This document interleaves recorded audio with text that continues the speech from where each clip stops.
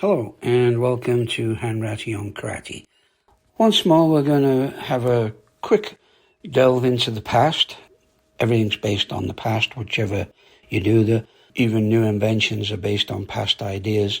But with regards to karate, now, on my last podcast, I mentioned about the JKA claiming ownership of Shotokan. And a couple of people got back to me on this, and they said, well, where did the Shotokan come from? And in fact, where did Shotokan come from? So just a little bit to go back on it. Now, there's a number of organizations that practice Shotokan, and we all practice it in our own different ways. But basically, we practice the same 26 or 27 kata in the Shotokan system, and we usually adhere to the same kumite rules, unless you're a WKF member and you go with whatever rules they've got for this week, as they do seem to change them weekly. So I just wanted to go back and bring a little bit of history back into it. Now, basically what Shotokan is old Okinawan Shorin-ryu. There was not too many styles around. Basically, where you learned your style was that style. It was in Shurite or Nahate or something like this. And they were all based on the Chinese styles, as I've mentioned earlier.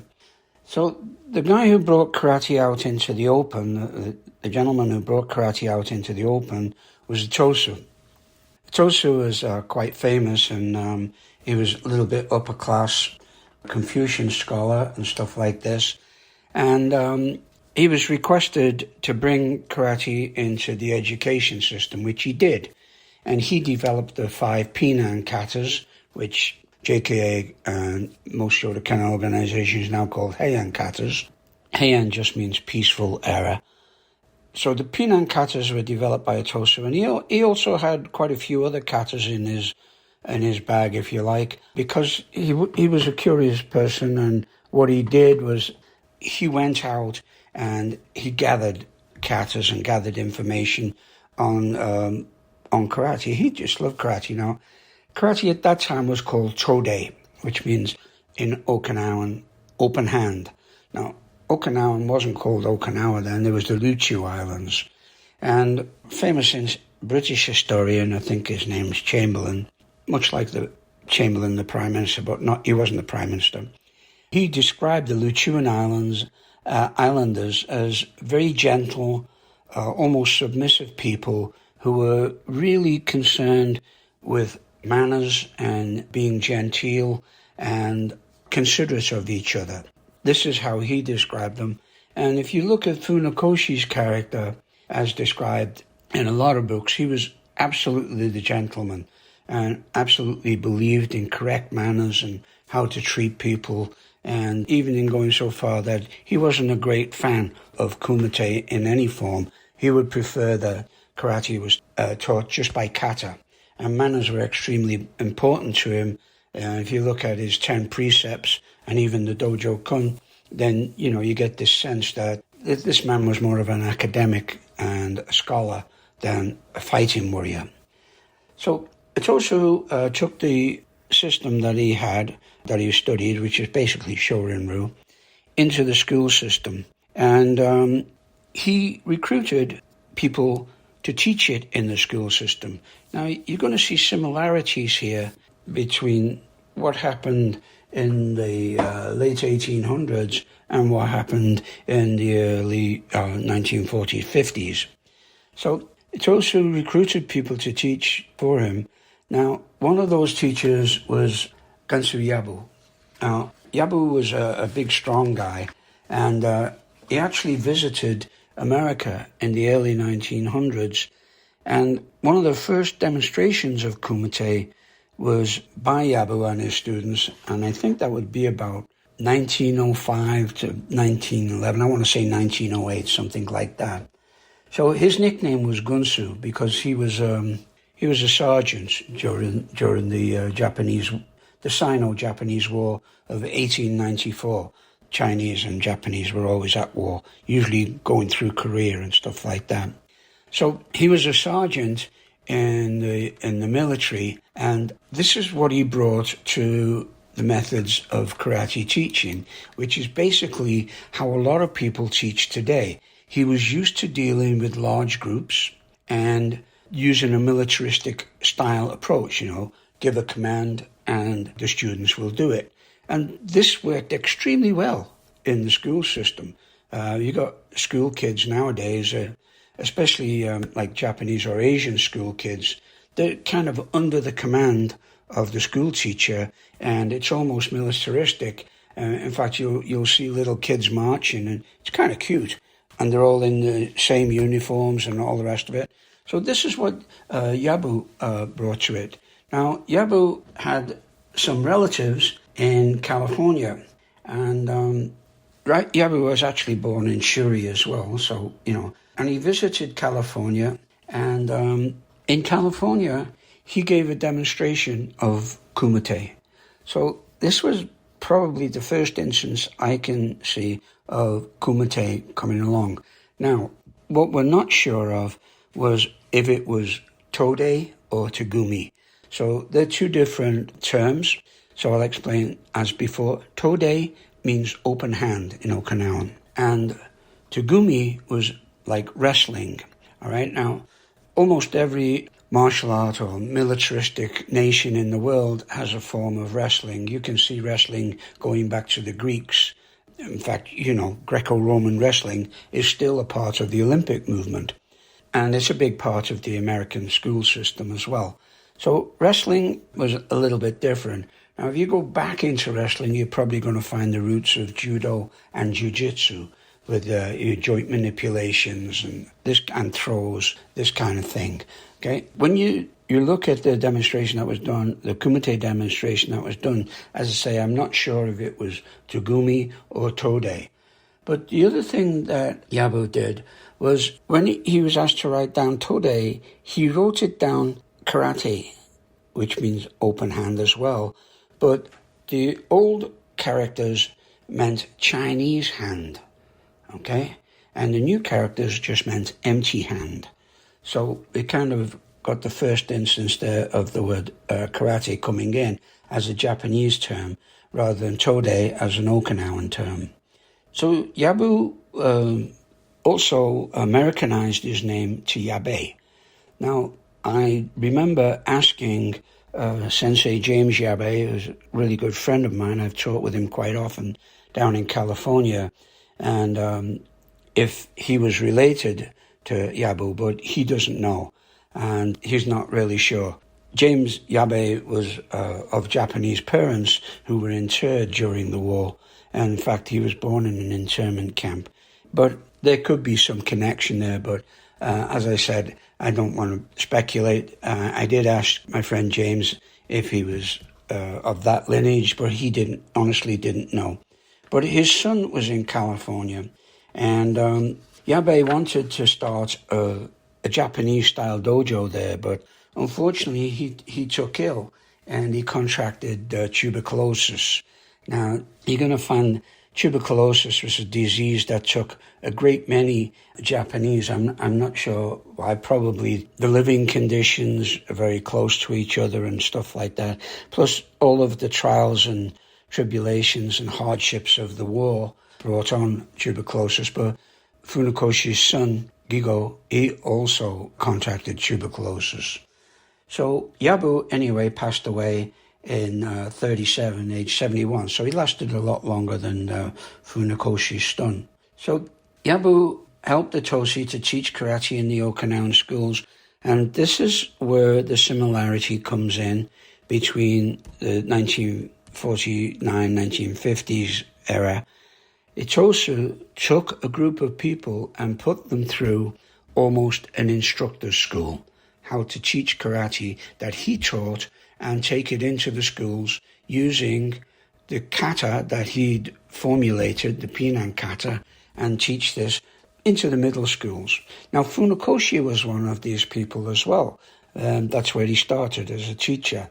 There's records of him having to shave his top knot off because they weren't allowed in the schools. They wanted to westernize, and he felt quite ashamed that he had to use his top knot. Now, this was a little later than the Meiji period in Japan, where that was also becoming almost law, that you couldn't wear your top knot or carry your swords and stuff like this. But we have quite a few people that went into the school system. Kenwa Mabuni was another one. Gasukuma, Kanohiguana, Ishikawa. I'm pretty sure Ishikawa did, but I couldn't really say that. This is the similarity where when the JKA was formed in 1949, under the constitution brought forward by Nishiyama, Hidetaka Nishiyama, made up the constitution for the JKA and started the JKA instructor school along with Nakayama and his other contemporaries. It's the same kind of thing, except they didn't build instructors to take karate into schools. They built instructors to take karate out into the world, which they did using first-generation instructors like Kanazawa, Anoida, Shirai, Kase, all products of the different universities where the karate was studied and taught. And karate was studied and taught not under any particular style names at this time. So actually the JKA adapted the name Shotokan for the style of karate that they used. So the term Shotokan comes purely from Funakoshi, even though there was all these other people who were teaching karate in the schools, which basically teaching what Azato and Itosu had taught to them, which was largely Shorin-ryu. Okay? What happened was Funakoshi built a dojo in the 1930s, and his students named it Shotokan. So Shoto was Funakoshi's pen name, his calligraphy name. He signed any calligraphy he did with the word Shoto. And as I say, Funakoshi was a scholar, and as a scholar he would have studied Confucius, calligraphy, and all of the gentlemanly arts. And so calligraphy and poetry was one of his talents. So Shoto was his pen name, and Kan simply means hall. Okay, so Shotokan is the hall where Shoto trains. So the first mention we have of Shotokan is in the early 1930s. I want to say 1936, but I do know that the dojo was dedicated in 1939, and there was a great number of contemporaries that went Shotokan, of course, Mabuni and all these people who studied under Itosu and Azato were present at the dedication of the dojo. Now, unfortunately, the dojo was lost during the war, as were a great many things. It was bombed by the Americans, and firebombing in Tokyo in particular was something horrific. There was probably more people died under the firebombing in Tokyo than died in the Hiroshima bombing.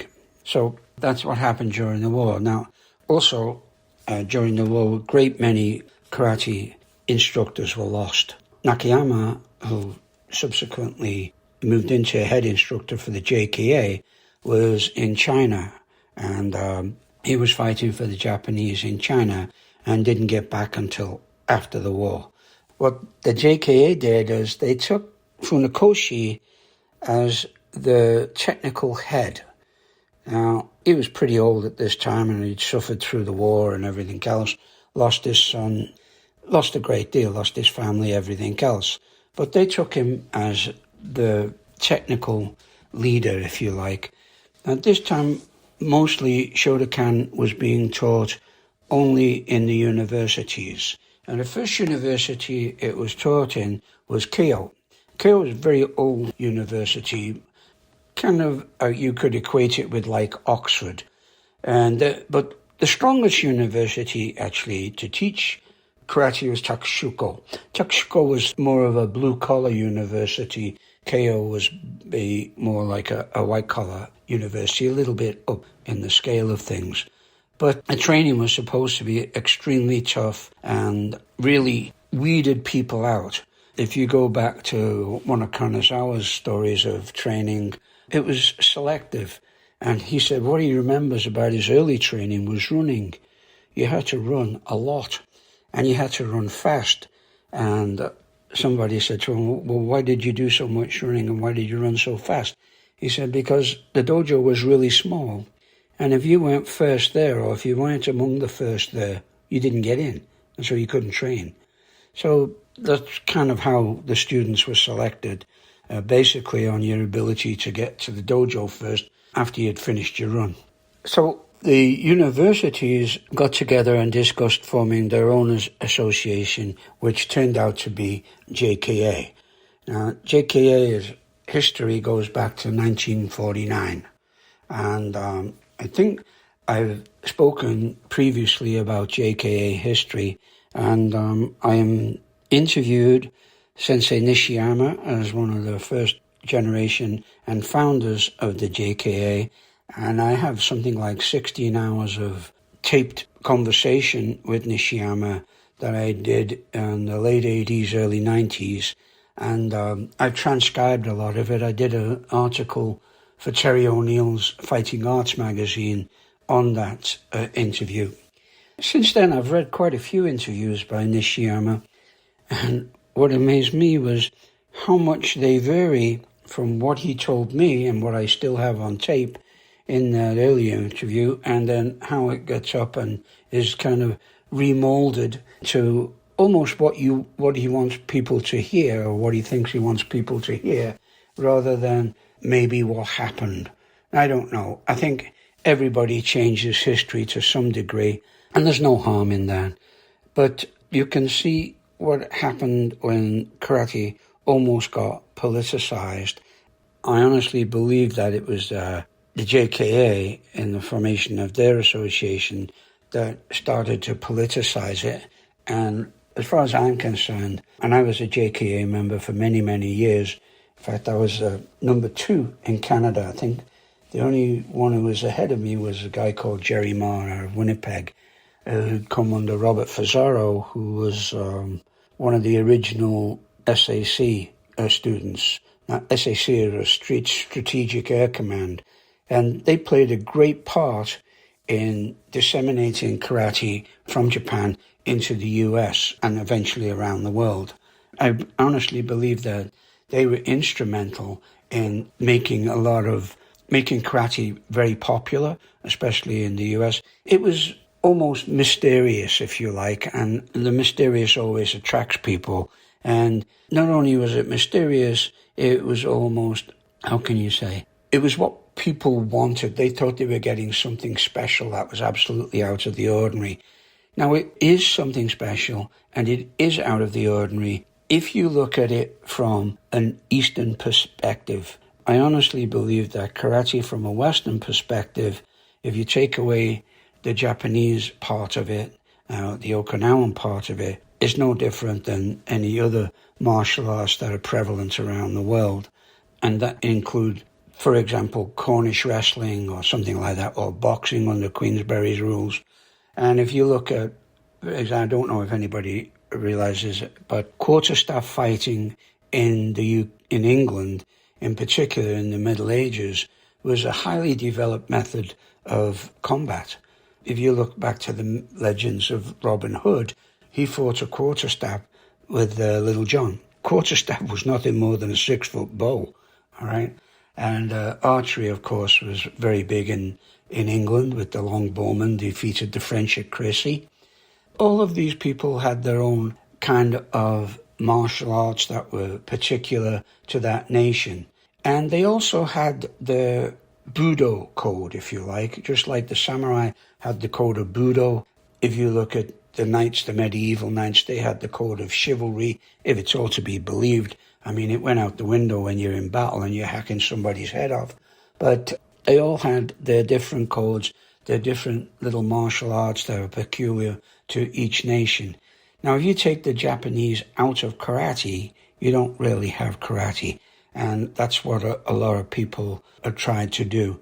Now, whether it's good or not, I don't know. For myself, no. I like the esoterical, if you like. I like the fact that it's joined and it's part of doing karate. I enjoy the dojo-kon. I enjoy all of that. Incidentally, nobody did seisan or knelt down. Back in Okinawa, I mean, you wouldn't want to be kneeling down in the mud when you were training in somebody's backyard anyway. But I believe that Gunsu Yabu, he brought this in the schools because it was a good way to get everybody to start on initial discipline. The best part about discipline is self-discipline, and you start off with the little things like making a straight line, kneeling down together, standing up together, bowing to the instructor.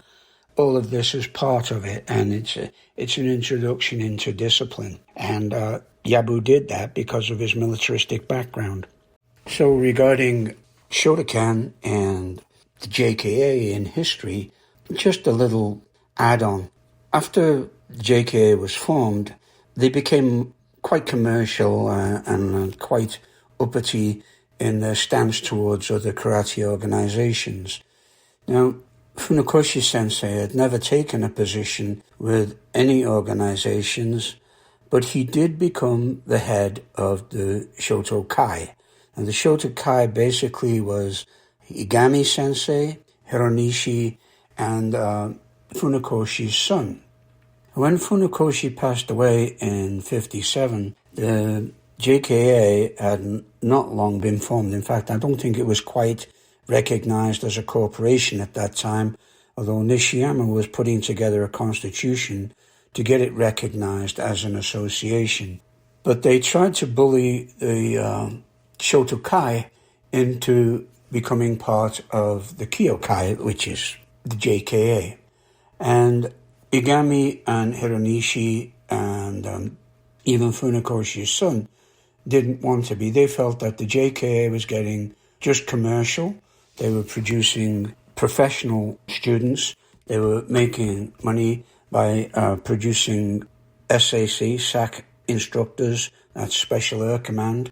Special Air Command had decided that pilots and such should take up some martial arts, and karate was one of them. They also did Aikido and Judo and a few others.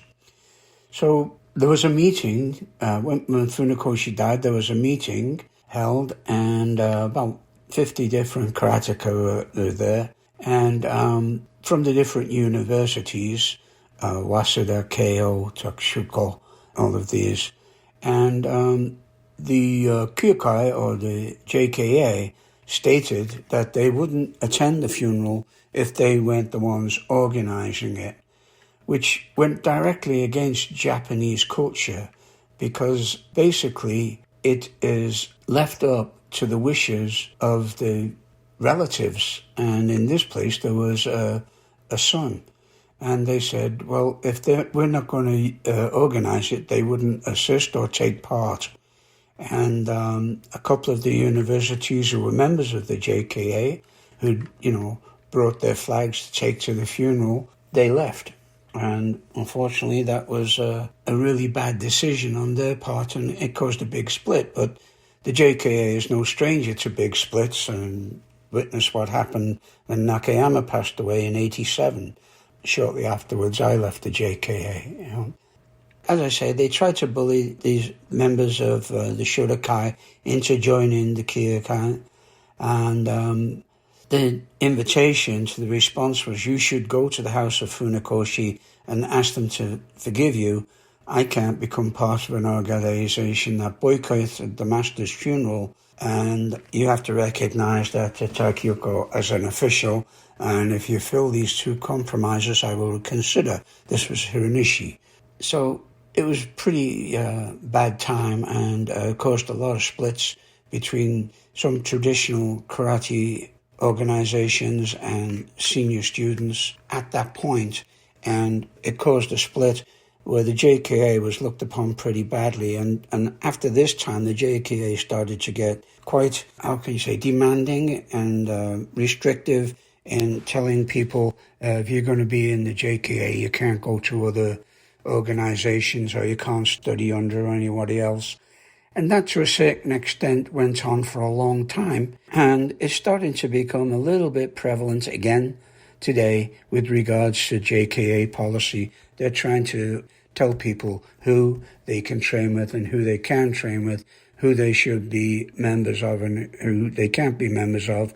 as reference to the last letter from JKA chairman stating that people shouldn't belong to the government of ESCA, when most of the senior members of ESCA are all senior JKA students and have been for many, many years.